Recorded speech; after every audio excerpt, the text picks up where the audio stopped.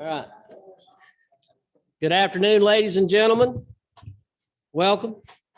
Dawson County Board of Commissioners voting session. Today is Thursday, April 15th, 2021. Welcome to those of you who are in attendance with us here today and those that are listening to us online. Start out with a roll call.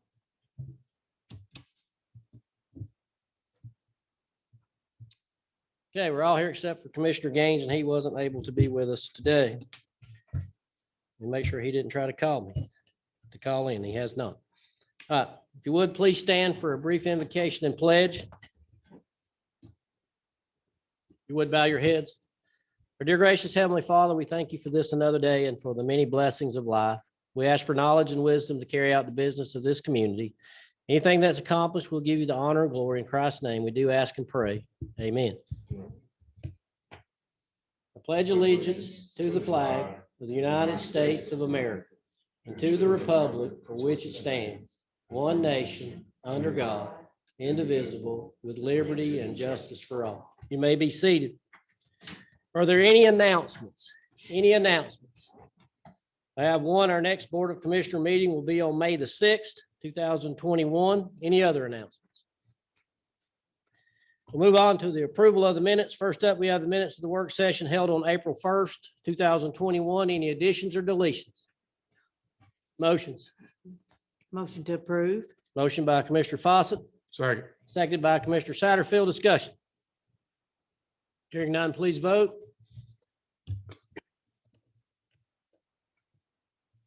And that is approved 3-0. Next up, we have the minutes of the voting session held on April 1st, 2021. Any additions or deletions? Motions. Motion approved. Motion by Commissioner Satterfield. Second. Seconded by Commissioner Dooley. Discussion. Hearing none, please vote. And that is approved 3-0. Next up, we have the approval of the agenda. I do have a couple of changes to the agenda. First one would be the acceptance. Find my paper. Addition of under number 4, a board appointment. The library board had made a request that we move that to the voting session for Mr. David Urinall so that he could be at their next meeting. So I'm going to add that to the agenda. And then item number 5 under new business, request to accept the FY 2021 Georgia Trauma Commission EMS related trauma grant so that Chief Thompson can go ahead with the purchases of those items and work towards the reimbursement. Those are the 2 changes I have for you in reference to the agenda. Do I have a motion? Motion to approve as amended. Okay, motion by Commissioner Fawcett. Second. Second by Commissioner Dooley. What was that you said? I think it was a second. Discussion. Hearing none, please vote. And the agenda is approved with those 2 changes, 3-0. Next up, we have public comment. No one signed up for public comment in this segment. No, sir. Okay, we'll move on to public hearing. We have one public hearing this afternoon, broadband ready community ordinance. You heard that a couple of weeks ago. Mr. McKee, when he was still with us, brought that up. As you know, the state working diligently on broadband and working through right of ways and things such as that right there. And you saw that in the ordinance. And so this will be the first of 2 hearings. The second hearing will be held at our May 6, 2021 voting session. So at this time, I'll open up that public hearing. Is there anyone here to speak on the broadband ready community ordinance? Anyone here to speak on the broadband ready community ordinance? Seeing none, I'll close that hearing. Second hearing will be held May 6th. We'll move on into our zonings. These are the rules that we will use in the zoning process. The planning director will present the application and recommendation of the planning commission. Then we will hear from the applicant. Then I will open the hearing. We will hear from those who are in favor of the application. Then we will hear from those who are opposed to the application. Each person wishing to speak will be allotted 3 minutes per our zoning guidelines. Anyone who speaks will need to sign in and give us your name and address. And if you have donated $250 or more to any candidate, you will need to fill out a form stating so. So those are the rules that we will follow in the zoning applications. First up, we have ZA 21-04. Kyle Woody requests to rezone 1.5 acres of tax map parcel 097-009 from RA residential agriculture to RSR residential subrule for the purpose of subdividing the parcel per RSR guidelines of the parent parcel and building a primary residence. Jameson. Thank you, Chairman. This property is located on Woodbrook Farm Road, which is directly across the road from Dawson County Middle School on Highway 9 South. Mr. Woody is requesting to rezone a portion of this 167-acre tract to subdivide out 1.5 acres to build a primary residence for he and his family. According to our comprehensive plan, this area is designated as mixed-use village, but rezoning this to RSR would be a much less intensive use. Surrounding properties in the area also include RSR and RSR-MM, which is manufactured move. No significant comments were returned by any other department, and the request was heard by the Planning Commission on March 16th with a unanimous recommendation for approval. This time I will entertain any questions. Questions for Jameson? Okay, thank you, sir. We may have some later. Is the applicant present? Come on up. Tell us what you'd like to do.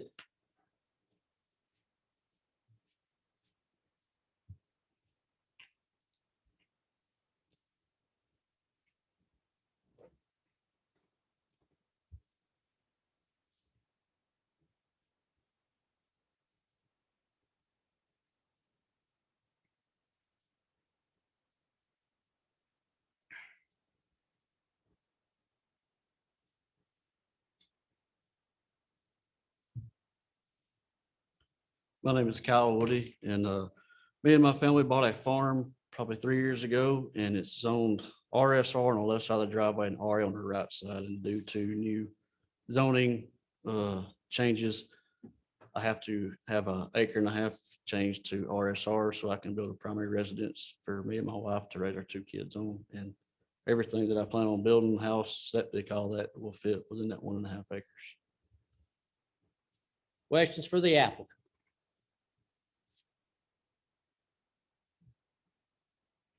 I don't have Thank you, any. sir. We may have some later.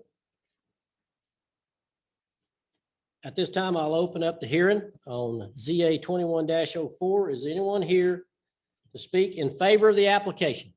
Anyone here to speak in favor of the application? Seeing none, anyone here to speak in opposition to the application? Anyone here to speak in opposition to the application? Seeing none, I'll close that hearing. What's the pleasure of the board? Make a motion to approve. Motion to approve by Commissioner Dooley, Second. seconded by Commissioner Satterfield. Discussion. Hearing none, please vote.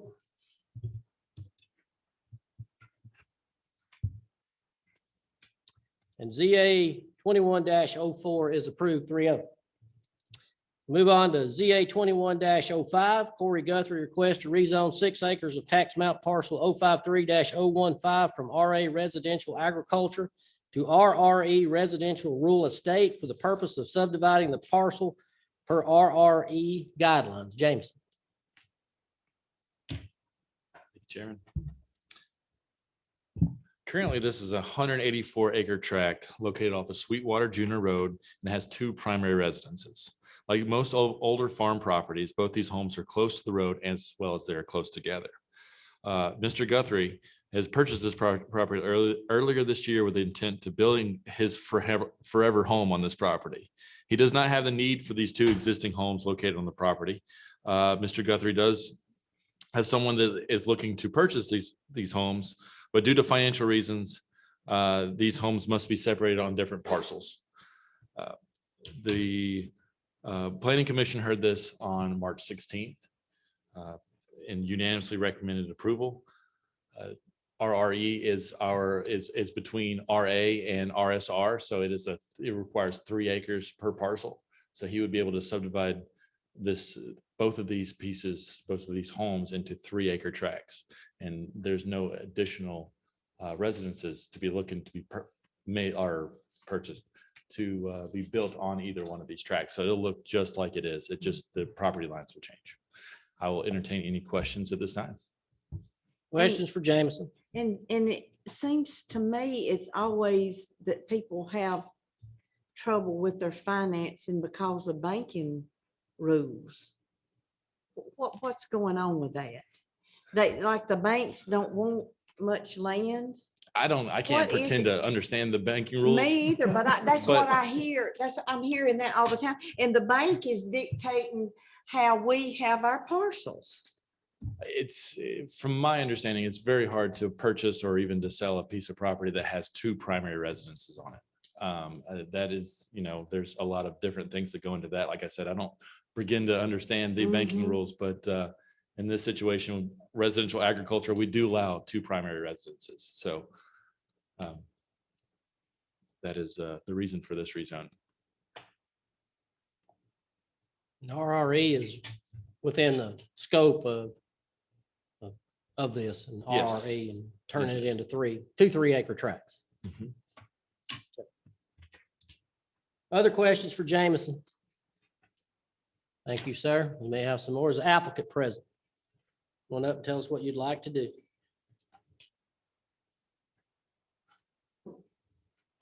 Thank you, Mr. Chairman and Board. I've been looking forward to this day for a long time. My name is Corey Guthrie. I live at 3384 Elliott Family Parkway here in Dawson County. I was fortunate enough to acquire a piece of property that I consider a dream property. My family and I have fallen in love with it. We did come with two houses on this farm tract. It's been in the community for a long time. It's been enjoyed by the Burt family for a long time. The two houses up until this last month were rented out. They let them go a little bit. The person that's looking to acquire the two houses is getting a mortgage, and I can explain maybe a little bit Yeah, of the please, yeah. whys. I would have not having that circumstance, I would have been able to carve out the 5 acres with the two houses and still stick with the RA zoning. Mhm. But because his lender does not, they won't give a mortgage with a property that has two houses on it, especially if one of the houses is going to be rented out for whatever reason. So it turns out, to satisfy those requirements, he gets basically an extra acre as 2 3-acre tracts instead of 1 5-acre tract. But that's just the way it worked for us to make that work for him. And so I humbly request to the board that we rezone those 2 3-acre tracts to RRE to allow them to be 3 acres so that he can purchase the 2 houses. He will live in the red house. He'll continue to rent out the gray house. And then the rest of the property will keep in RA. It will be subdivided into 3 overall tracts, but it'll stay in RA, and it'll always stay that way for 2 friends of mine, I guess. We look to put it in conservation and enjoy it for as long as we can. It's beautiful property. Can't Questions of the applicant?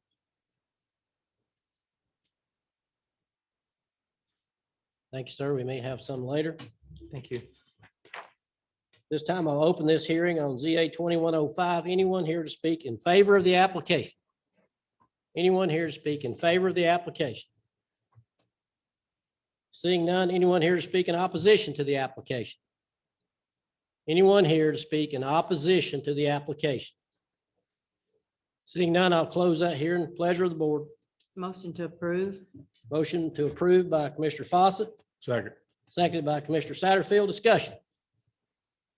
Hearing none, please vote. And ZA 2105 is approved 3-0. We'll move on to ZA 2106. Larry Bishop requests to rezone tax map parcel 104-022 from RA residential agriculture to RSR residential subrule for the purpose of subdividing the parcels per the RSR guidelines. Jameson. Chairman, Mr. Bishop and his brother are in the process of closing out their mother's estate. And able to do so, they need to subdivide this parcel in the accordance with her last wishes. There are 2 residences on this piece of on this parcel that need to be divided. So no new residences are going to be added. This request also falls in line with our comprehensive plan for this area. The Planning Commission also heard this on March 16th and voted and recommended approval of this request unanimously. Everything else is pretty straightforward. If I can entertain any questions at this time. Questions for Jameson? Thank you. Is the applicant present? Come on up. Tell us what you'd like to do. You're not Larry, I know. I'm not Larry. No. I know Larry. You're not Larry. I am Larry's oldest daughter. There you go.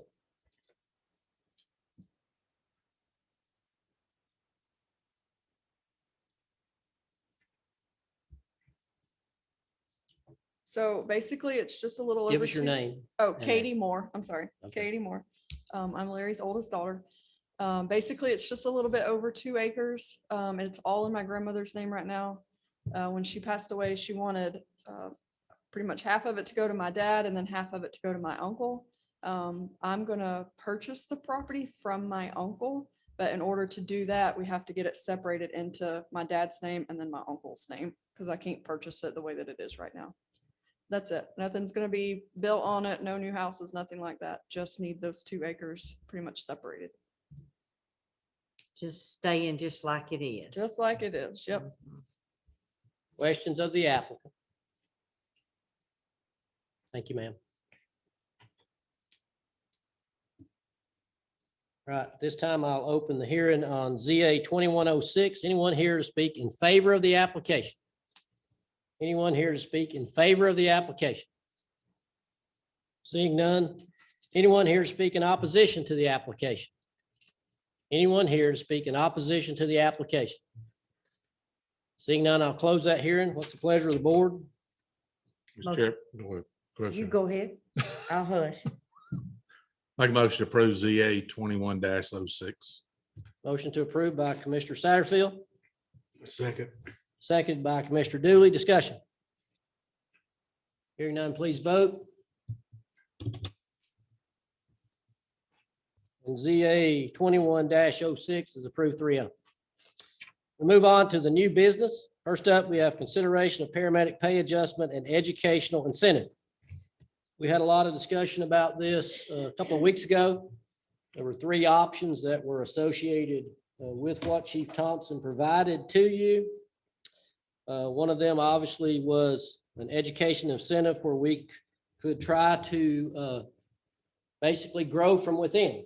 We could grow some paramedics from the staff that we already have.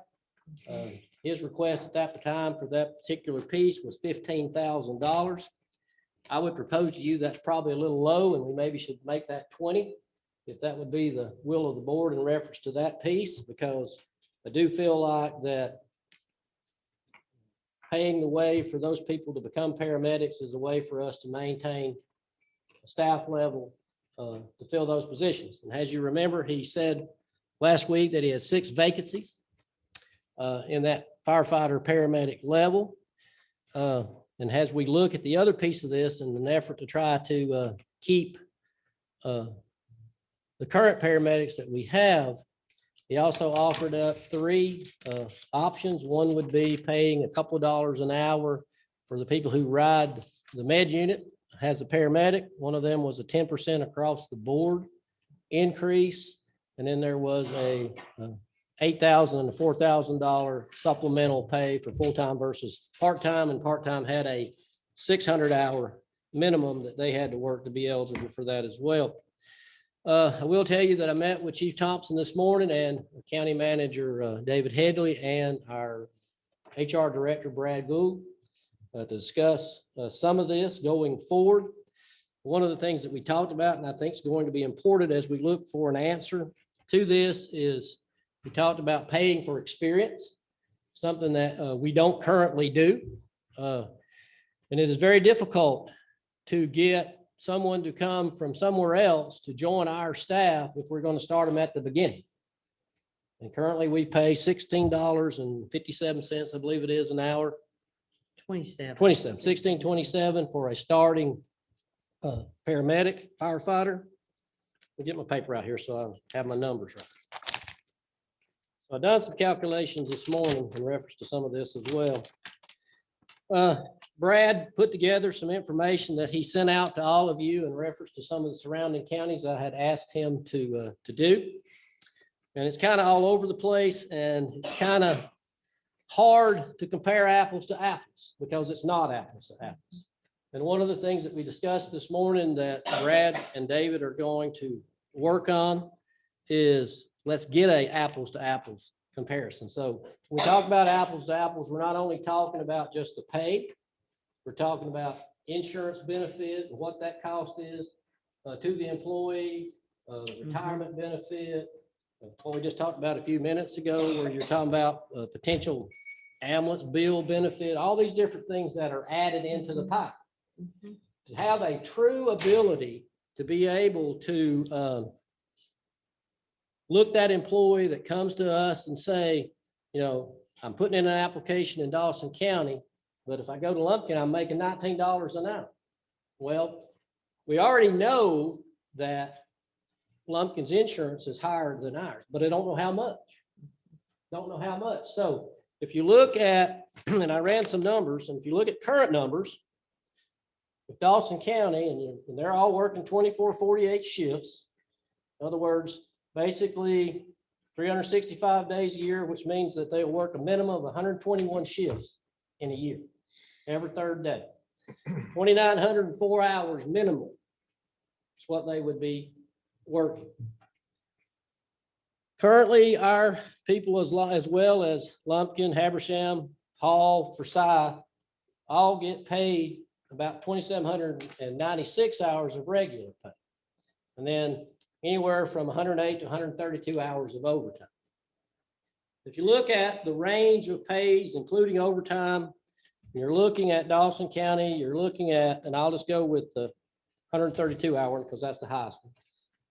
Firefighter, paramedic with regular pay and overtime would be making 48, 7, 12, 39. In Habersham County, that same employee doing the same thing would be making 52, 423, 98. In Lumpkin County, where they went to $19 an hour, that person's making 56, 886. And in Hall County, that person's making 54, 131, 52. And in Forsyth County, that person's making 51,094. Now, you look at Forsyth County and you say, wow, can't believe they're not outpaying everybody. Well, that's just the base. You also got to know, and this is the reason we have to know these other things. You have to know what they're paying in addition to that. A lot of places pay for the qualifications that you have in addition to the base pay. So in other words, if the base pay is $51,000 and they're paying that person to be an apparatus operator, a level 2 or firefighter 2, maybe even some other qualifications that they have, and they're doing that at 2 to 2.5% for each one of those. 51,000 now may be 57 or 58 or something along that line. So I think it's important that we have a better understanding of what all that is.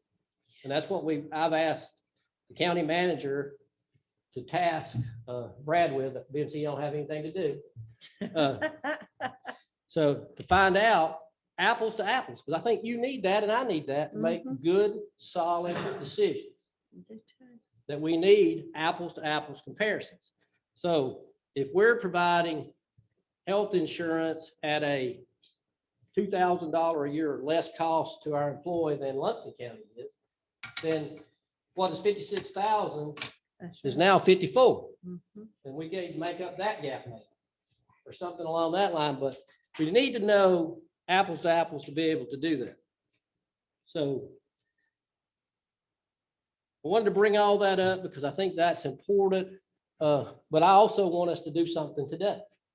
I want us to take and make some effort today while we wait on that other information that we've asked for. Now, of the three proposals that Chief Thompson brought you. Now, obviously, you have obviously a choice of what you would like to do. I guess, I'm just gonna make a recommendation of middle of the road here. I'm gonna make a recommendation, this is just my thought process, then y'all can tell me yours, that we put $20,000 toward the education piece of this thing. Now, I'm gonna make a recommendation that we do the 10% across the board until we get this other information. Because even with 10% across the board, I think we're going to still wind up adjusting that board. At least we will have good apples to apples information. That would take us from 1627 to what, 17 something. If you look at the hourly rates for some of these, that'll get us up there close to Habersham. It won't get us to where Lumpkin County is, a lot closer to Hall, actually pass what Forsyth County is currently saying, but then we find out this other information as well. He also sent you out some information from Gilmer, Pickens, and Cherokee, which are all based on a 2080 pay scale. So if you start looking at those, this is where we see the differences in those. You look at $16 an hour, $16.19, and $21 an hour. But a lot of that's based on different scales and different ways. And we come to find out that, like in Cherokee County, for example, the 2197 is a brand new recruit during their recruitment time. They're paying them on an 80-hour schedule at that particular time. But then they're at 1565 is their base pay. And then they're starting to add in all these other things. Another thing I would like to see the board do tonight as well is to authorize the county manager with the ability to pay for experience within the scale that we have established for pay. We have a beginning pay scale, and we have basically an ending pay scale from our pay study. So we've got to establish, obviously, working with the department heads and Brad and HR, what that scale looks like if somebody comes here with 10 years of experience. Do we pay them the whole 10 years, or do we have some kind of scale to where we're paying them 5 or 6 of that? And that way they don't start at 1627. They start further down the line, but it also gives us the opportunity to hire that person. Because you know, as well as I do, sitting here today, that if I've got 10 years of experience and you want me to start over, I'm not coming. And our record shows that. Our record of one application in the last 6 months shows us that exactly. That when they look at that, they go, no, not going there, even though they might really want to. So that's my spiel. Go ahead. Betty, why would you, if somebody came here with 10 years experience, why wouldn't you pay them accordingly? Well, I mean, you could. I'm just saying, I would leave that to make a recommendation from them. I would like for them to study that. And Oh, make okay. some kind of a recommendation of how they would work within that system that we already have. We have a beginning pay scale, which is the 1627, that's along Yes. with our salary study. Mm-hmm. And we have an ending, a range. In other words, we have a range. Yes. Because one of the things that always hurts us, I think, is we currently, if we publish a job opening and we put that range up there, Mm-hmm. beginning, and then wherever it goes to, Mm-hmm. well, you as an applicant commonly would think, or I would think, if I was an applicant, that, well, they're going to give me a little bit for my experience, or why they wouldn't be publishing this range. Mm-hmm. So we don't need, if we're not going to ever get beyond that, we don't need to be publishing but the beginning, That's right. so that people understand where they really are. But we ain't gonna get nobody at that rate. So we've seen that this issue is not going to go away unless we tackle the whole box. And that's where I want to get to. I want to get to the point where not only just in fire and EMS, we got the same problem in public works. Absolutely. People are leaving, we're doing Yes. stuff, and we're not able to compete. So we have got to get this whole box on every department so that we are looking at this thing apples to apples throughout every department. Big challenge for David, the big challenge for Brad and the staff, but they can do it. They can put that together and provide us with that type of information.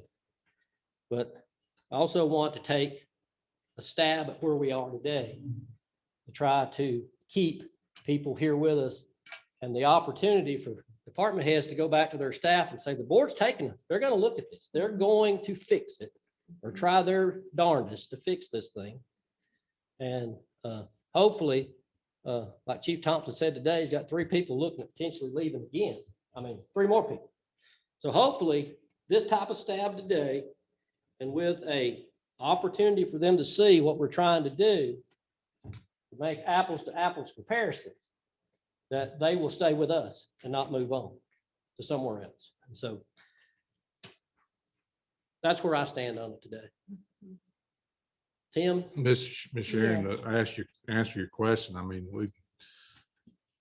we've never had to give anybody an incentive. We've always started them at the bottom, no matter if they had 1 year to 50 years. Oh, man. We've always started at the bottom of it. They Really? hadn't, like Chairman said, county manager or HR hadn't had that opportunity to offer somebody to get that type of help. I agree with the chairman on the paying the 20,000 towards education, but this county has got, I mean, we're talking about apples to apples. We did it in the pay study. We never complete what we set out to do or told our employees we're going to do. Brad came back to us when we did the 2%, and at that time said we were at least 2.8 to 5, whatever study you look at. So we were behind again. Looking at the pay, I mean, we got to stop the bleed now. I think to give $1.27 raise, those 3 probably will leave tomorrow. I mean, that's just a slap in their face. We've got fast food places out here. I talked to a gentleman owns one the other day. He gave his people $2 across the board at a fast food restaurant. And made and it we- how much an hour? How much were they making an hour? They're paying about 16 something an hour. And then And they go to we pay, 18. we don't want to pay our EMTs that much. So we're going to pay our paramedics the same thing they can go flip a hamburger for. But, you know, we talk about paying for education and all that. I mean, we've got to get competitive. I know there's all kind of pay ranges. These kids are not looking at the insurance. Some of them have insurance from their wife or spouse or whatever, but they're looking at how much they make an hour and how many hours they put in to get this certification.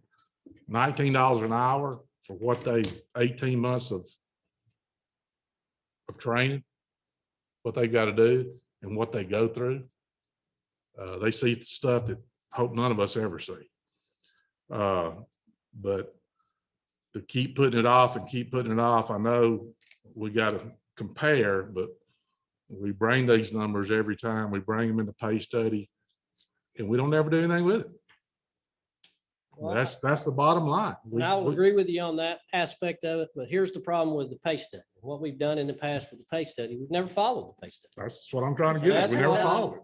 That's what I'm trying to get at here is let's get equitable apples to apples on everything. And let's follow. In other words, we're going to do a pay study and the pay study grades are 2.5% a year, then 2% is not cutting and you're behind the first year. We've got to start adopting, you know, unless we don't have the money, obviously everything's tied to money, but if we have the revenue, we've got to go 2.5%. We can't just do 2. And so those are the things that we have, the board, have to decide. And that in itself will at least give some clarity to the department heads and to their staff that if you're here 10 years from now, and I'm here today, especially if you add in the experience piece of it, if I stay 10 more years here, I make this today, I'll make this. Something that's tangible that you can actually see. And I think that also giving them the opportunity to be able to tell that employee that if they go here or there, an apples to apples comparison will give us the opportunity to keep that employee too. I mean, you know, there's always going to be circumstances where maybe somebody doesn't need insurance. And that's That's like right. Tim said, maybe they're white, but that's not the majority. That would be a minority of people for sure, unless they're single. And if they're single, they still need insurance. That's right. Well, So, you know, our insurance went up 100 and, what was that, $150 something thousand. We got 20 something $1,000 back because we did good on the wellness program. And then we still couldn't come up with the 20 something thousand. We put it back on our employees. We're fixing to negotiate insurance again. So we're gonna give them $1.27 and then go up on the insurance again, probably, if we can't negotiate it down. But like I said, we couldn't even step up at the time to pay 20 something $1,000. We put it right back on our employees. I agree with that. Those are things we have to look at. I think we have to look at all of it. We've gotta, I know it's money. We've gotta be mindful of the taxpayers' money. But we're getting to a point, and you mentioned the public works and Yes. emergency services.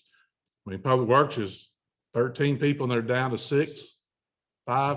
All of them were out in the field yesterday in one emergency. Nobody in the office. Mhm. I got a phone call. The chief's down to, if he loses 3 next week, he'd be shutting trucks down. They can't find anybody to put on them. I mean, we've got to stop the bleed now. If we wait to do some more studies and wait to do some more comparisons, it's getting closer to June, and some of these comparisons we are making are on a mid-year budget, and they're fixed to go up again. So get ready with the numbers we're going to get.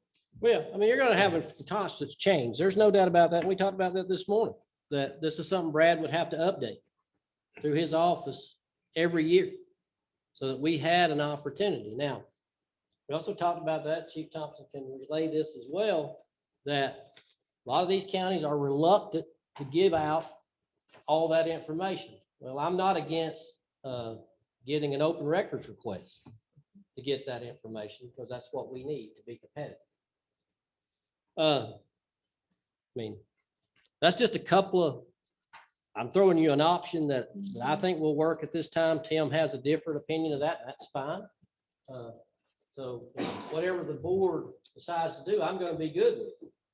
But I just wanted to provide as much information to you as I possibly could, so that you can see what we're trying to work toward to make a competitive, because, and the reason I am trying to do an all-in approach is because if we're only looking at salary, that's real easy change. Yes. It's a real easy change for every county. Every county can make that change and up you by 20 cents or up you by 25 cents or whatever. And I don't have no idea where these people may be going, or even if going to $19 an hour would keep these people. No idea. Don't know what they make now. Some of them, I don't know if they're long-term people that have been with the department a long time, they're not making $16.27. They're making probably 17, 18. So will it take $21 or $22 going to another department that pays for longevity or pays for experience?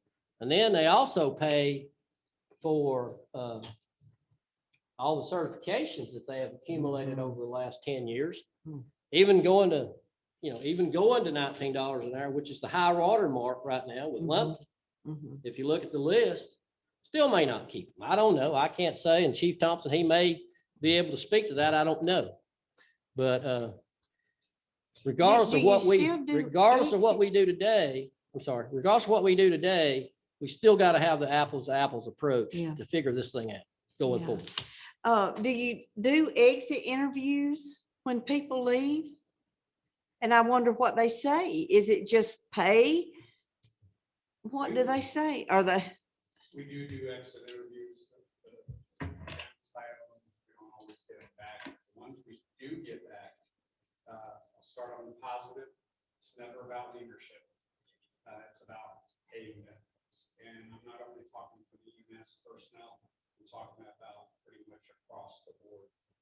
Get those surveys back, kind of look at them, and see we're just disgruntled, and then really, sorry. Come up here. And so I take a look at those surveys and can kind of tell who's disgruntled or who is actually providing us with some valuable information. leadership has never been an issue, and I say that across all the departments. The ones I've gotten back, it's usually pay or benefits. Or a combination of both. Correct. Okay. And when people answer, our pleas for help, when there's a vacancy. And if you interview these people, do they say why they want to come? Do they mention, I'm looking at the pay and I'm looking at retirement and I'm looking at insurance? What do they say? What drew them to even come for an interview? What comes back to some of the things we see on the surveys is that they like Dawson County, they live here, they want to work here. Yeah, okay. They think we have good benefits and pay. Anything more specific than that, the department heads are actually doing the interviews. Mhm, But that's something I could reach out to. I don't always get that back. mhm, mhm. Well, I think it's something that we that you need to look at across all departments, because it sounds like it's a problem everywhere. And if we lose somebody because we're not paying them enough, it costs us a lot of money just to Well, retrain them. Yes, it does. Well, that And- 12,000, nearly 13,000 that you talked about. Yeah, and I'm all for paying a fair wage to do the job, and I don't think it's fair to ask our employees to do the job for less than they could get if they drive 10 miles down the road. I mean, that just doesn't seem fair at all. I wouldn't want to do it. I love Dawson County, but you still have to look after your family. Mhm. So Absolutely. All right. So Tim, what about the education? Do you agree with the 20,000? Oh, yeah, that's what, I'd agree with the chairman You're on that. I fine? mean, if we can give some incentive to our EMTs to, go to class, we'll pay you, we'll try to take care of you, make it shift friendly or cover for you while you're gone. If you got to go do your ride-alongs or something during the paramedic school, that's great. And I they mean, I still think get paid their salary. they get while to pay they're- their salary, but you're helping with the cost of the class. And first, they're going to get encouraged, the chief and Brad did the presentation, encouraged to put in for HOPE or Yes, Pell. What's Pell that or Pell grant? What is that? whatever grants they can Federal get. education grant. But if they can't get it, we're going to give you some stipend to help pay for those classes, which we do now, or we did, but it had to be a University of Georgia system, which most of these paramedic classes are not through the University of Georgia They're system. not. They're either private or they're another college or Technical. online or Most technical of them are technical school, or college. They're technical college. they used to have one, Tennessee. You had to drive up there every so often. But it was a good class, had a lot of good students come out of it. I think that's great to train your own. I mean, the contract, if we can do that, to either stay with us or you pay for the class because Mhm, we paid for it. mhm. I mean, that's great. I mean, we got to get the salary up. So know, you don't think the 10% is enough? It's $1.27. Yes. When I started teaching school this so long ago, and I had studied so hard in college, and I had gotten up 4 o'clock every morning, and that's hard for somebody like. And my pay was $466. And then when they took all the taxes out, I made 300. I said, you mean I have gone to college and done this for $300 something? So I stayed 3 years and then quit. So, I mean, I understand it. I understand it. Are you wanting to go to 19? I mean, I'd love to. I mean, I know we got to do, I want to, and the chairman and About the Brad what's wants to Vicky's compare, just but now? I think, to stop the bleed and try to, like Chairman said, it might come back about me over 19, but Lumpkin's at 19. I mean, some of these are 50 something thousand and they don't even give us the whole, some of them's overtime, some of them's not overtime. But, I don't agree with the stipend because it would be so hard. We got paramedics riding the engine. And then if they jump on the med unit, then you start paying them then the stipend. And then if they get off the med unit, get back on the engine, you take it away from them. Oh, So okay. that'll be just a constant payroll issue. Mhm, mhm. but I want to get at least competitive to our neighbors. Is not- Lumpkin pay, are they the one, the Not neighbor that's included. paying the most? Well, I mean, no, They're the high end right now. right, That's what I I mean, thought. north of us. Well, they're high end period of anybody you see on this list, Uh, including Forsyth, because we don't have all the information. That's right. Well, We see, don't it's have all hard. the Well, information. Well, how long Cherokees- will it take us to get see, this information? Cherokees was, but you gotta look at some of them, they give them, like the chairman said, that they pay you for certifications. Mhm. I mean, we don't, even our, going back, I won't keep on, I guess I'm on No, soapbox. you go ahead. But we They- have evaluations, and they call them merit increases, I mean, not merit increases, but performance evaluations that we do nothing with. You can get a 5 and I get a 2 and we get the same amount of money. We don't do anything with them. It's really nothing. I mean, I think that's one thing Chairman said, give some money to the county manager where they can pay some of that in these departments. Somebody is high and excelling beyond, what he's supposed to do, or he or she. Mhm, mhm. But where was the other one? Cherokee, was it? Well, they're 15 something to begin with, but that's not including all the incentives that we don't know about. Yeah, see, that's something They're- that, They that's. start out, there are people that go through their program at 21.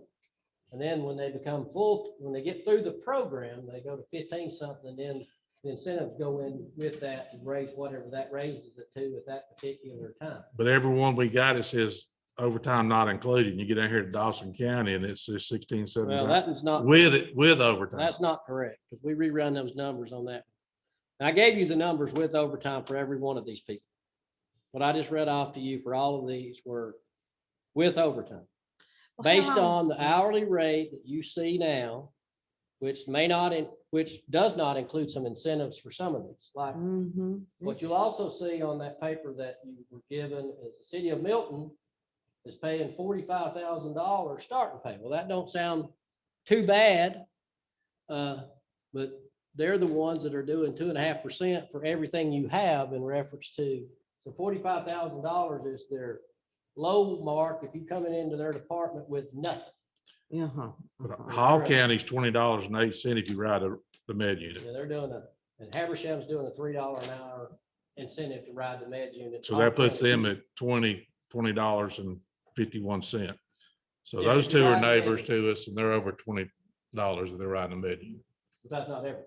That's just the people that ride the med. Well, all of ours, if you're a paramedic, you pretty much ride it, Well, no, Do you? unless you're supervisor. come on up here, Danny. He's sitting on the edge of your seat. I'm afraid you're gonna fall off. We're gonna have to call an EMT. And we're not got any call. Train was about to run off the railroad on this one. So obviously, we anticipated a good bit of discussion on this, and Yes. everything that the chairman has said tonight is factual. Everything that Commissioner Satterfield has said is factual.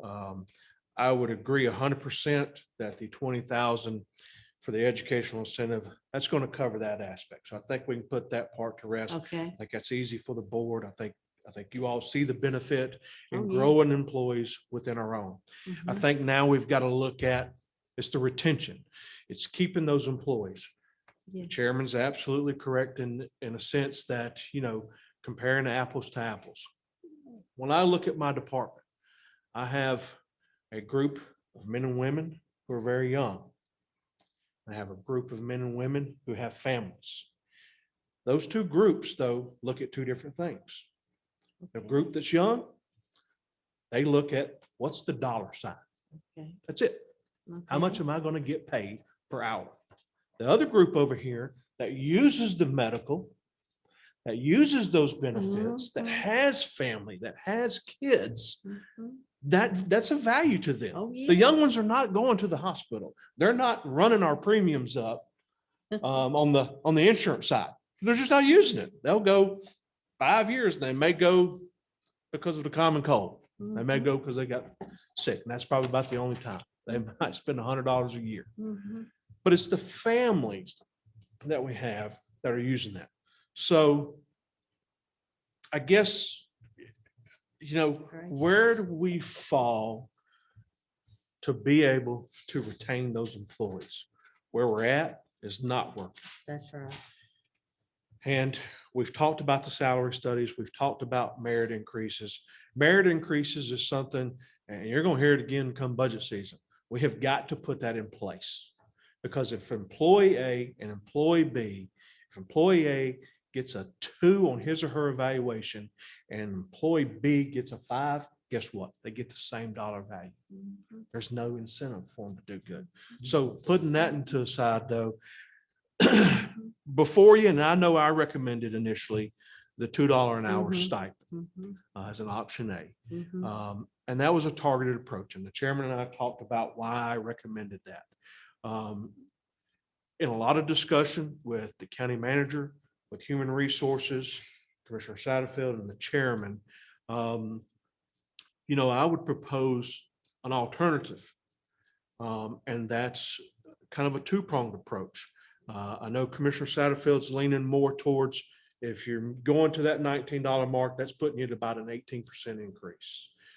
Whereas if we look at potentially a 15% now, along with a $2 an hour stipend for those individuals on that med unit, then that gives us some teeth to be able to hopefully retain these people. Because if you move it to that, we're looking at a little over $2 an hour increase on that base rate. So at that 15%.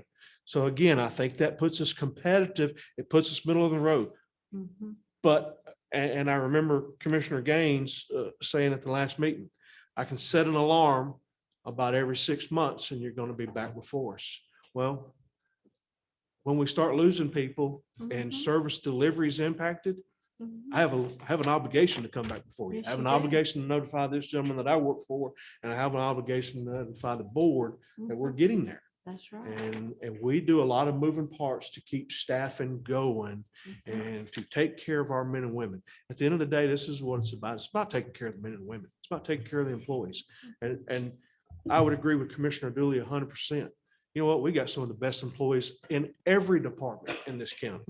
I'm not their department head, and I'm not here to speak about them, but if I could give them a raise today, I'd vote to give them one too. But I'm here to talk about my men and women. And that would be my proposal to you all. I think it's a middle of the road hybrid plan that gets us the stopgap for retention. It's an immediate impact that has a positive effect and puts us middle of the road of most of the organizations that the chairman talked about. And I will also say and echo, it was good to hear that the chairman, HR, the county manager are fighting for that pay upon qualifications. I think all of us know, Commissioner Dooley, you're in business over there at the scrap yard. You all have employees at the farm as well. When you have those employees that come to you that have 10 or more years of experience and they have the education and they have those requirements and classes, that's stuff we didn't pay for. But we can benefit from that by offering a little more through the door. And so that's a huge benefit to every county department to be able to attract that, to be able to post, as the chairman said, here's our base and here's our midpoint. And this job is based on qualifications. And that gives those department heads the ability to come back to the county manager and say, hey, look, I've interviewed Ms. Fawcett, and you know what, man, her resume is fantastic. I know our starting salaries here, man, I'd really like to give her about 7% over. And I think we've ran the numbers in budget and we can do that. So those are all things that we can do to combine to take care of our men and women here in the county. Billy, is that what you were talking about on your third prong that you mentioned? Yes, Giving the county. giving the county manager the ability to work within that range that we already have and paying for experience. Something Yeah. we've never done, as Tim said, we've never done that. Mhm. We've always said, got to start at the bottom. Well, you ain't gonna get nobody at the bottom, especially not somebody that's qualified. Mhm. If you've got somebody 10 years experience, and it doesn't matter, whether they're in your department or somebody else's, they're going to be more efficient at that job, Oh, yeah. and they should make more money because you're going to get more out of it. Amen. We've lived way too long with worrying about you know, Joe's been here 5 years and now we're gonna give this guy who's got 10 years experience more money. Well, he should make more money than Joe. Joe Mhm. only has 5 years of experience. That's right. Mm-hmm. The new guy has 10. Mm-hmm. So somewhere there's got to be a table that, you know, shows that that experience is worth something. Maybe not all Yes. 10 years of it, but it's worth Mhm. 7 Yes. years of that or Yes. something to make that person want to actually come here. I think it's worth every. Instead of Yeah. Dawson, myself. And it could be, I mean, that may instead be of what we Dawson come up County with. being the training ground, I know and- we and can't do other that. counties stealing our employees after we've trained them, let's start stealing some of theirs. I know it. I So know you're it. saying, you're proposing 15%, Yeah, across the board. which would be taking the current 1627 to 1871, that's $2.44. Correct. So that would be less than Lumpkin, but more than Habersham and, The 1627 don't plus know what exact 244. yes, Is that what? would be Well, that will put us 1871, Over. How much? 1871. Okay. Well, Tim. So the numbers at Habersham we got are not right.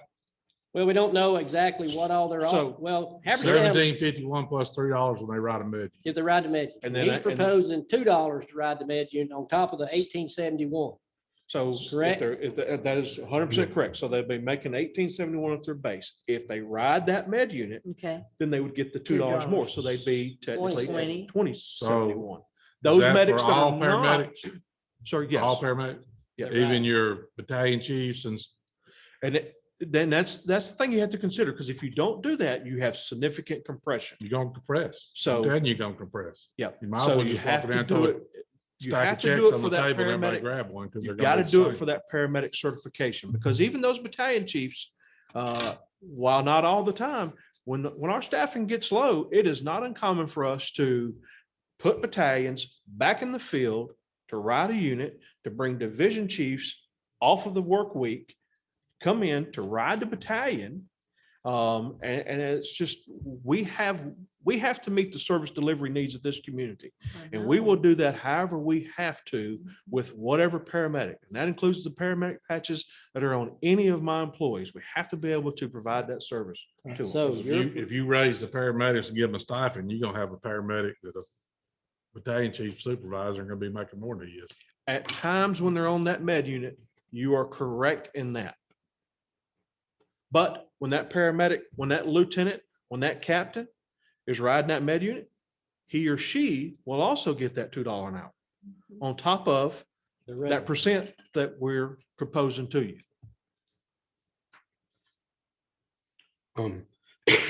Just briefly, or I kind of know, could you explain a little bit more about why the $2 is more on the med unit? Like, what's the difference? So the And sole this is just my purpose, ignorance here. no problem. And I love the opportunity to be able to say why. My paramedics assigned to the med unit, day in and day out, make more life and death decisions than I do in a week combined, probably a month combined. I'm just gonna be honest with you. Mhm. Quite honestly, you could get rid of me tonight, but so long as those men and women that are paramedics are still there, that fire department's gonna function. And that's a fact. I help move the numbers around, and I help make sure the bills get paid, and I make sure that we got the leadership and we take care of the men and women. We let them know that we love them every now and then. And that's what we gotta do. We gotta love on the employees, because if they feel appreciated, that's how we keep the ones we got. Yes. Is by letting them know that. But we have, at the end of the day, paramedics are the backbone of our organization right now. They're making those decisions day in and day out. And each one of our lieutenants and captains that have come through the ranks have been on that med unit. And they're the ones that when you dial 911 tonight and you've had that vehicle accident, and you've rolled it over and you're in trap, you have chest pain, or for whatever reason, they're the ones that are going to be there for the last year and a half that we've been dealing with this COVID. Those were the same men and women who responded to call after call for COVID, going into those hazardous environments. They didn't get an opportunity to work from home. They didn't get an opportunity to, sit behind a desk. I know, yeah. They were there. They had to walk in those houses, walk in those doctor's offices, load those patients up, take care of them, provide them with the appropriate care, and get them to the appropriate hospital. And as Commissioner Satterfield said, things they see, I hope nobody ever has to deal with. True. I couldn't. Been Well, there, done Tim, that. do you still So, think there's problems with what- what he's proposing? I got a question. So the starting pay, I guess, is 1627 for paramedics now. It'd go to 1871. Hold on one Yeah. second. I got that And spreadsheet. 15%. Because it's add 244. 244 to it. Yes. Yes, 15%. 1871, sir. Let me ask the question, because I'm not gonna hold you to it. Brad and David, when are we gonna get these numbers back from these other, you think? 2 months, 3 months, 6 months? We haven't begun to start on that part of it other than what you've already received. So we need to identify what those specific elements are and what those costs are associated with that.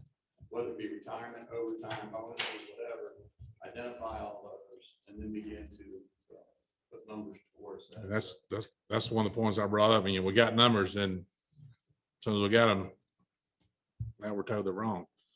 I mean, it's not y'all's fault. It's what you got. How many counties are we gonna do? How many counties have we had listed in all this? We've got 1, 2, 3, 4, 5, 6, 7, 8 right now. Okay. Is that, And that's everybody around us, okay, plus Milton. That study, if I understand the chairman correct, is that once we establish what that number is gonna be, that's gonna change on an annual basis depending on each county. And as they shift. We got to according shift. to those increases, we will have to, it would be a constant research. We need to- Well, and I think, and we brought it up, we need to look at this countywide. I mean, Yeah, we got, And if I may answer your question about getting the numbers together, I think when we look at that, we look at the total compensation classification plan. So we come out with if you will, a step plan that's got those numbers in there for experience and for certificates or licenses. And then if we shift, then we shift the whole plan and it takes care of everyone, and then we'll be able to remain competitive. There may be times when we may have to make bigger adjustments depending on what's going on in the market. Right now, the handbook reads that in lieu of money being approved by the board for merit increases, they're awarded PTO, which is what we did this year. So as long as we can come up with solid classification and compensation plan, then we can plan for that money in there. And based on the conversations I've had with the county commissioner, is that we could do that, and then we can look at it, full scale in next year's budget, but at least start it this year. oh yeah, we get it done. And I think the thing about it is, there's got to be a starting point. So Obviously, let's do, where we're at now is not working. Everybody sees that, everybody understands that, it's not working. There's got to be a starting point. Starting point of what the chief just said is 1871 for all paramedics. $2 an hour for those who ride the med unit. Now, elaborate a little bit more on what you asked Commissioner Dooley in reference to the paramedic riding the med unit. Paramedic riding the med unit is the person who, if he goes on the call, gonna be gone for 2 hours, taking care of that patient, get back to the station. Paramedic riding the engine, back to the house in 15 minutes. 20 at the most. And his decision making is 5 or 10 minutes that he's actually at the house. Decision making on that person taking me on to the hospital is for the next 45 minutes. And he's got to continue that care for the rest of the time. but if he's a ALS engine, he's making the same decisions. He's just not throwing them in the truck and going. He's just not with them for as I long. mean, he's there again. And We gotta again, look at certification. when we We're have not those- gonna look at, I mean, if you either are one or not one, either That's right. Fat America or not. I mean, that's 100% correct, That's the because way I that, look at it. that ALS engine has a reserve med unit housed in it, and at a moment's notice, It That could go med on. unit, that engine shut down and that med unit's in service. Bless y'all for trying to keep up. But every time they jump on a truck, you got to pay them $2 more. 'Cause that's gonna be a headache. It's a headache that I'm 'Cause willing I to, expect if I they mean, jump on I'm the willing to med do unit, anything I can. for Yeah, my and we'll family. take it on. I expect if they jump on the med unit, they need to be paid. I agree 100%. I will never disagree with that. Well, isn't that what we were talking about?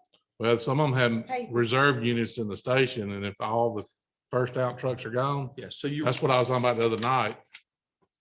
Sharon, you jump on the truck for 30 minutes and come back and then Yes. get on the engine, and during the night, you might jump on for another hour or two, get back on the engine. Who's gonna keep up with that? Going back and forth of, Lord, 2020 presented me all kind of COVID challenges. know, And but I I'm had just the saying. COVID Can't they do assistance that? grant, Why tracking can't that COVID numbers person do here. that? I got Yeah, those it's gonna be a- salaries down. it's gonna be a headache challenge when they turn payroll in. That so-and-so had, 4.5 hours. 5.6 hours. 5.6 hours on the med unit more than the other guy did or something.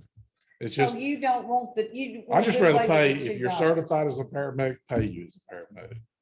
Whatever the paramedics. So if you don't want to do the The stipend. stipend, Make it easy, just pay you across the board. what do you But, I want mean, to, if- what do you want that hourly rate to be? I don't know, I was supposed to say that, but if y'all want to go with this, I'll look at this, but I want to, Well, can we try? I don't know if we can't have a guarantee, but I don't want to put it off. We say, we'll look at it again in 6 months, or we'll look at it again mid-year, and it comes, we say, So let's do look you, at it again 3 so more let me, months. let me ask you this.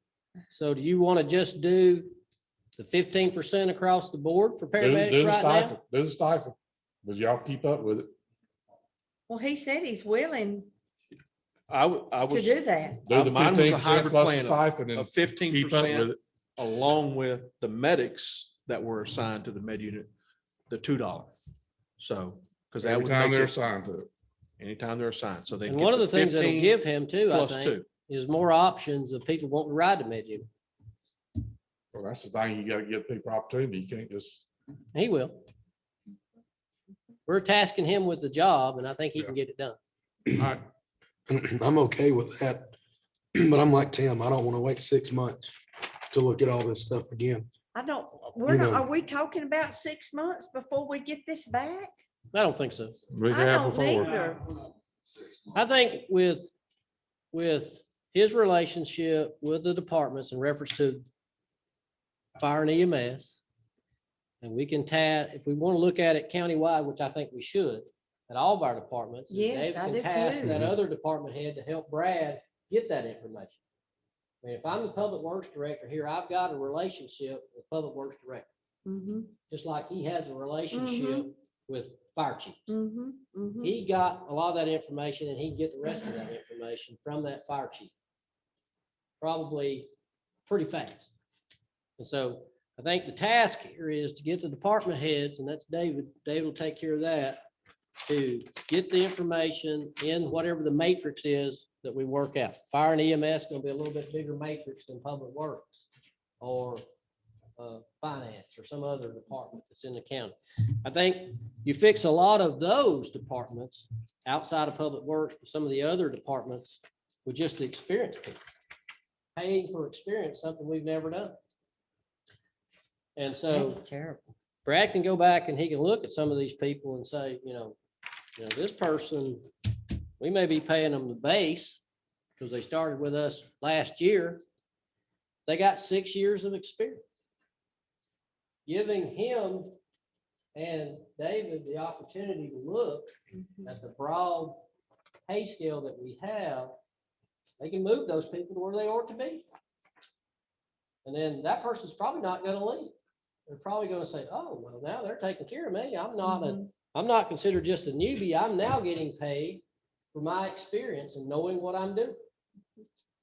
And so, some of them will be a little bit more difficult because there's more steps to look at. Some of them will be simple as they can be because there's not any other steps associated with it other than the job itself. And what kind of experience do they have? And I think that has to be a piece of the pie that David has to have the ability to work within to make all of those work. And that may be the simplest thing for a lot of the departments, is just the experience piece Mhm, versus mhm. where we're dealing in fire and EMS with a multitude of things such as 2.5%, have this certification or that certification or whatever. A lot of times we look at our staff and they go and they get a certification that's good for their job, but then we don't give them anything for it. Yay, good job. I'm glad you got that That's certification. terrible. Well, We're not that, you don't giving have an them. incentive then. So we gotta have, some of that's got to be developed. Obviously, it's got to be developed over time, and we're a lot further. I can tell you this from being an employee of this county this is my 42nd year, that we're a lot further along in discussing it and trying to get somewhere than we were for probably 38 years of those 42 that I was here. So, because the 37 years I worked, it was not discussed and was not going to be discussed. So this board has done a yeoman's job, in my opinion, of at least taking it up and trying to tackle a problem. And so, and everything is obviously dependent on how everything goes financially for the county. Of course. Some years we may have to do nothing and then try to catch it up 2 years, going forward. But at least we're taking a serious look at trying to keep the staff that we have, because, and I think, Commissioner Dooley's exactly right. If they got to pay $13,000 to go through the rigmarole with the next employee that we hired, and I can keep this employee for 6, I just made $7 grand. Mhm, mhm, mhm. And so, I think that's where the taxpayer will see the benefit to that. They'll see that benefit and say, oh, well, yeah, if it's going to keep that experience here and it's going to keep that same level of service here. And that's one thing I'm not willing to go back on, is the level of service. I'm just not willing to do that. We got to do whatever we can to maintain that level of service, because that's what the citizens expect and that's what they deserve. So we've talked a whole lot, Oh, we have. and we've been on that for a while. And so I think we'll take these in pieces, if that's all right with y'all. I don't think the education piece is a difficult piece to vote on at all. $20,000 proposed, you agree with that? And I think we got to put in that piece, the contract. Contract. That's got to be part of that. And so let's take that first. Let's do the education piece along with the contract, and let's get that taken care of. So do I have a motion on that? I'll make a motion to approve the education stipend, I guess it is, For a or maximum? maximum $20,000. And also the contract for the employee to, what is the time limit on the contract? How many years they got to stay with us? It's a 2 2-year years. contract. 2-year contract. That's a motion from. And that's for EMTs going to paramedic. Yeah. Commissioner Satterfield, do I have a second? Second. Second from Commissioner Dooley, discussion. Hearing none, please vote. That's approved, 3 of them. The compensation piece of it. Chief Thompson has proposed a 15% increase, which takes base pay from $16.27 to $18.71. And a $2 an hour stipend to ride the med unit for the paramedics that are riding the med unit. And that can be shifted around for different people, so everybody can get in on that if they so desire. And Chief Thompson has agreed that he'll keep up with it, and he's willing to take on that challenge. As part of that, I would like to see us add in the experience piece, give that authority to David and Brad to make sure that when we're trying to hire somebody, we're at least paying them for their experience. I mean, we do that when we've done these salary studies. The salary study kind of looks at that and brings everybody up to where they're supposed to be based on their longevity and their experience. And so this will give us the opportunity to do that at the front end. So when you get here, brand new, and you've got 10 years of experience, you're not starting at the bottom. You're bringing your experience. We want that experience, and we're going to pay for that experience. So you're wanting both of them to do that. They'll have to work together on it. David Okay. would be the one that have to sign off on it, but Brad and him would have to work together on that pay range that we have. for that recommendation, along with the department head. It'll be a multifaceted thing of all them working together to figure out, my 10-year experience or my 5 years of experience or whatever. So that there's everybody's where they are, or at least give you an opportunity to get somebody. I'd like to add that piece to that, but I'll entertain a motion. Well, I'll make a motion that we do the 15% across the board for paramedics, the $2 stipend to ride the med unit, and also add the experience piece. And I hope this is right, that give the county manager authority to pay for experience within the scales that we have established. That's correct. That's my motion. A motion from Commissioner Fawcett. Do I have a second? I'll second. Second from Commissioner Dooley. Discussion. Try to. We're gonna get you a paddle. I need one. Hearing no further discussion, please vote. And that's approved 3-0. All right, we'll move on to number 2, consideration of ambulance purchase request. Chief Thompson brought to us the age and mileage of our ambulances. He also brought to us the fact that it takes 12 months from the time you order one of these things to get one. He brought you with some numbers. It was 3. What was the number on that, Chief? 300. Get the folder out. $395, $294. Okay, and he had some money in impact fees. And $155, $294. obviously, we voted for money in Splosh 7 for ambulances as well. So obviously, we don't pay for this thing till we get it. So basically, today, we'd be giving him the authority to order it. That's correct. You give us the ability to issue the PO, go ahead and get the unit ordered. And again, the current impact fee money, since the last meeting, when I spoke to Vicky, we had 243 in it.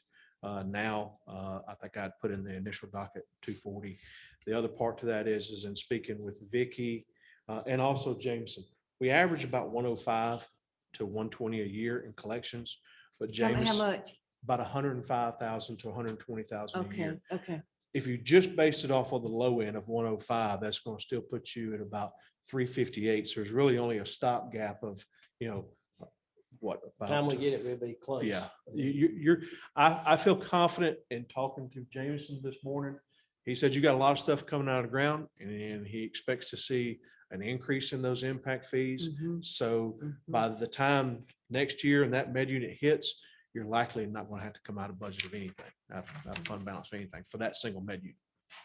Well, Now- then we talk about 2. We did. Well, I don't want to be difficult. I've been talking a lot tonight, but I know he had another one go down this week and we got, if you look at the mileage, they're averaging 35,000 miles a year. He's gonna have probably 2 or 3 Mhm. more over the 200 something thousand. They're gonna And then be we have to quick. wait another 12 months. I know. So we're waiting 24 months for the second one, not the first 12 and then the next 12.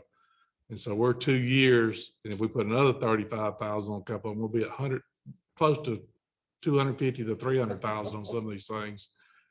And one of them's had a transmission issue, turbo, whatever else. Steering box is what we're box. dealing with right now. And so I would love to see, I mean, we ain't got to pay for them for a year. If we could put a PO for 2, I'd love to see that because if we're not, we're going to be looking for a truck in a year.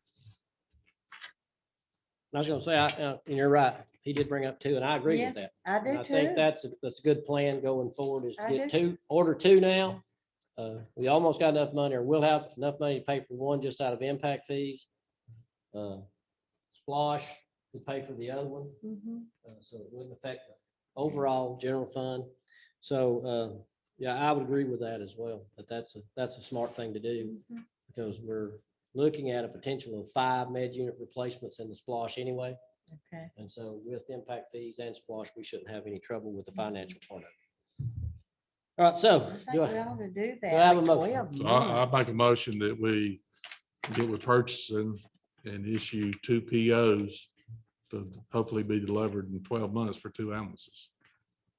Okay, so we have a motion from Commissioner Satterfield to issue 2 POs for 2 ambulances. Second. Second from Commissioner Fawcett. Discussion. Hearing none, please vote. And that's approved 3-0. Move on to number 3. Thank you, Danny. Consideration of intergovernmental agreement between City of Dawsonville and Dawson County concerning trail infrastructure for pedestrian access between Main Street Park and the library. David presented that to you. You see that agreement in your packet. I think legal had a little bit of concern in reference to a piece of that. So can you speak to Uh-oh. that? Sir, What you would so like to see in the motion? yes, this is the same issue that we spoke about last time, that the title has still not been Transferred. achieved yet. And it was supposed to be on the agenda for the DDA on their April 19th agenda. We don't see it listed there, but of course that's not happened yet anyhow. So our recommendation would be to continue to postpone it until we have title to that, because otherwise we have a contract that says there's this exchange of property that the Oh, goodness. the entity Nobody else? doesn't have, that nobody Okay. owns, right? And I got a question for, if I can, please, Of course. for the fire chief and county manager. Wasn't that trail on the first, I guess, their conceptual drawing or plans coming from behind the fire station where we could get over there in case they had and now there's no connection, or there's possibly a detention pond or something that they can't get there from the library, from the fire station to the city.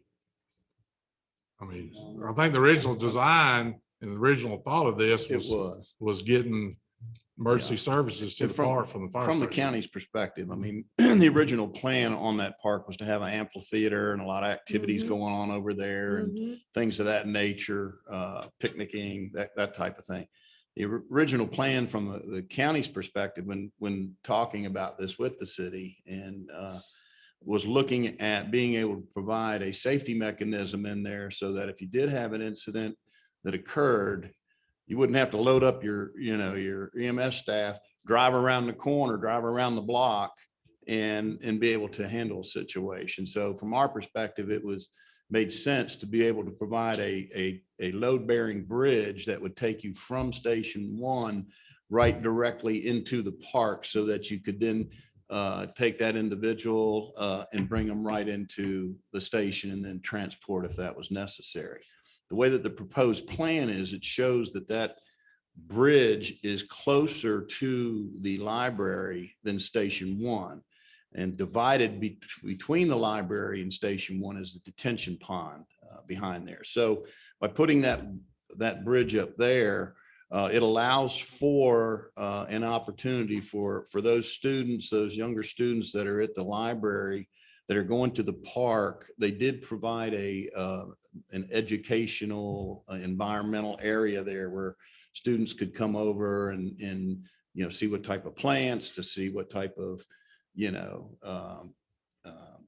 say snakes or whatever that are local here, and have a learning center. So it from our perspective, it lends more to that than it does from the emergency standpoint. So what you're seeing from the IGA, from the structural standpoint and everything, it's great. If there was a way of being able to move that down to maybe on the other side of the detention pond, where it services both the library and that need for emergency services, that would be something that we'd need to work out with the city. If you don't, and you have it up by there, then if we do look at it from an emergency standpoint, we would have to construct a pathway now the pathway does show down there, but it's not cleared and paved that would handle load bearing, situation. That would need to be addressed, I believe, from our standpoint. So it is a concern as to the location of it. From an IGA standpoint, and from a structural standpoint, that looks good, but we do have a concern about where they located it at. And I don't know if the chief has anything extra to add to that. No, I think Mr. Henry covered it. We started that this year when the Moonshine Festival moved to City Main Street Park. Mhm. We worked with the sheriff's office. They established their command post at the back of Station 1. So this enables both police and fire to be able to go across the creek there. And Commissioner Satterfield, Mr. Chairman, you remember where the fire safety trailer is, where the dumpster is? basically, we have a pathway, and we worked with the city last year. We were able to cut down all that brush and do foot traffic across there. But ideally, both the sheriff and us utilize a UTV to get back and forth. But as Mr. Headley said, if we push it a little more that way, we're really not coming out of our back parking lot. We're having to go down into the library and then back across. It would just be better if it was down, but basically coming right out of the back of our property into the city park there. We'll just make it a lot easier for both of us when we have those special events. Okay. Thanks. Okay, so we're still working on that. So motion table, I so move. Second. motion by Commissioner Fawcett, seconded by Commissioner Dooley. Any discussion? Hearing none, please vote. And that's tabled pending a couple of things. The legality of the land and looking at the other. Working with the city to see if we can rectify those. All right, next up, we have consideration of board appointments. First up, we have Don Cargill reappointment. That term is April 2021 through June 2024. Any other information needed there? Motions. Motion to approve. Motion by Commissioner Fawcett, Second. second by Commissioner Satterfield. Discussion. Hearing none, please vote. That's approved 3-0. Mr. Cargill is reappointed. Next up, and number 2 under that, David Urinal replacing Alan Ferd, term April 2021 through June 2021, and then a full term of July 2021 through June 2025. Any other information needed? Motion. Motion approved. Motion by Commissioner Satterfield, Second. seconded by Commissioner Fawcett. Discussion. Hearing none, please vote. And that's approved 3-0. Mr. Urinal. Moving on to number 5, accept the FY 2021 Georgia Trauma Commission EMS equipment grant, $3,000 and something. We give Chief Thompson the ability to move forward and purchase of the equipment that he's got. Any other information needed? Motion approved. Motion by Commissioner Satterfield, Second. seconded by Commissioner Dooley. Discussion. Hearing none, please vote. And that's approved 3-0. No one signed up for public comment in Yes, this sir. segment. With that, that's all the business we have for this evening. So Make a thanks. motion. We're going to executive session. Yeah, we can do that. Yeah, I need a motion to go into executive session. So moved. Motion by Commissioner Satterfield, Second. seconded by Commissioner Fawcett. Discussion. Just as a matter of clarification, it'll be for the purposes of pending or threatened litigation and land acquisition. Okay. A motion second. Yes. Any other information needed? Hearing none, please vote. That's approved 3-0. We will take a few minutes and then go in executive session. But with that being said, there'll be no vote coming out of that, so we are adjourned. Thank you all.